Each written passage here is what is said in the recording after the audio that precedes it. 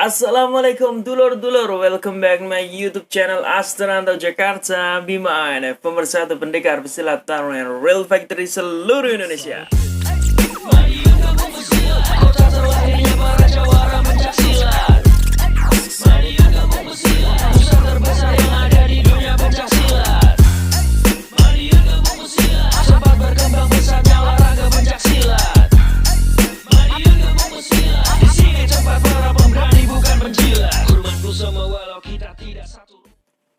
Sugeng Dalu dulur-dulur, selamat malam. Semoga hari ini menjadi berkah buat kita semua dan apapun yang kita lakukan, semoga diberikan kemudahan oleh Allah Subhanahu wa taala.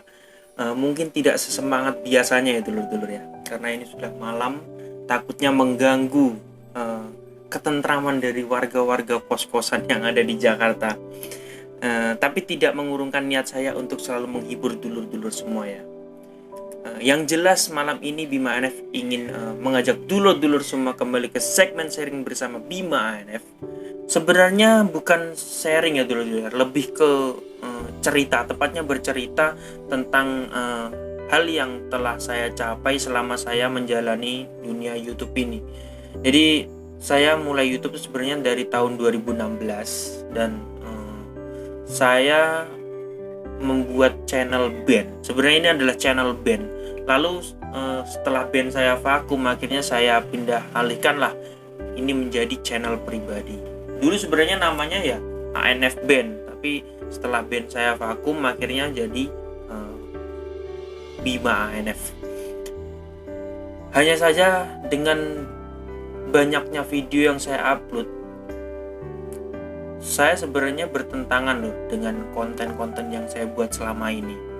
Yang sebenarnya saya ini berjalan di jalur musik, tapi akhirnya saya dibawa ke dunia pencak silat ya. Ini mungkin adalah takdir dari Tuhan, bahwasanya harus muncul seorang tokoh dengan karakter yang sangat-sangat netral, yang di situ walaupun dia itu membawa sebuah alma mater organisasi, tapi memiliki pemikiran yang netral ya. Ini saya bukan mengunggulkan saya dulu, tapi kenyataannya dulur-dulur sendiri pun juga memberikan julukan saya sebagai pemersatu para pesilat ya.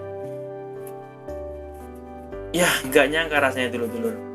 Hanya saja saya memiliki kendala ketika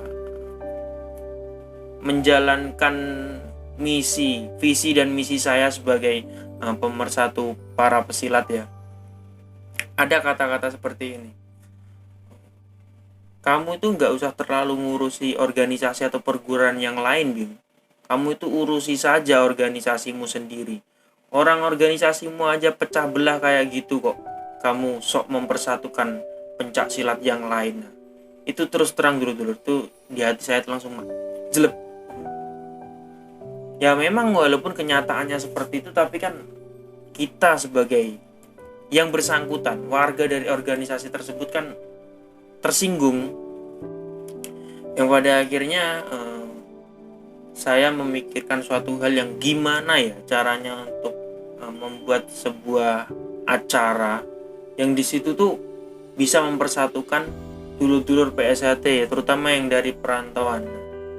Akhirnya pada suatu ketika saya diajak oleh Mas Nur untuk mendatangi sebuah rapat Aster se-Jabodetabek, dan akhirnya melahirkan sebuah keputusan untuk menyelenggarakan acara Kopdar Gabungan Aster Rantau se-Jabodetabek. Nah, di situ dulur-dulur, itu sekaligus menjadi jawaban kepada seluruh pesilat bahwa visi dan misi Bima ANF ini nggak main-main.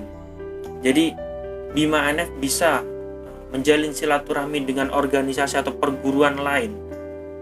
Bima ANF juga bisa mempererat tali silaturahmi antar Aster Rantau, yang terutama lingkup dekat dulu lah, se-Jabodetabek dulu. Dan tentunya dengan bantuan dari dulur-dulur admin Aster perantauan yang ada di Jabodetabek ini. Beban paling berat itu adalah ketika saya dikata-katain seperti itu dulu.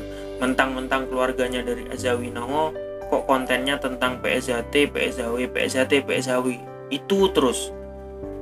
Sebenarnya Bima NF ini cuma gandul aja nama di PSHW ini. Bima NF ini kalau misalnya ditantang untuk bersilaturahmi dengan dulur-dulur PSHT sendiri yang berbeda kubu yang jelas, itu pasti tidak akan bisa. Dan akhirnya saya menjawab tantangan tersebut dengan terselenggaranya acara ini. Sangat luar biasa. Dan yang paling menggemparkan dunia sosial media pada saat itu, yang membuat saya terenyuh, ketika Mars PSHT dinyanyikan bersama-sama di halaman Museum Fathahillah Kota Tua tanpa melihat kubu.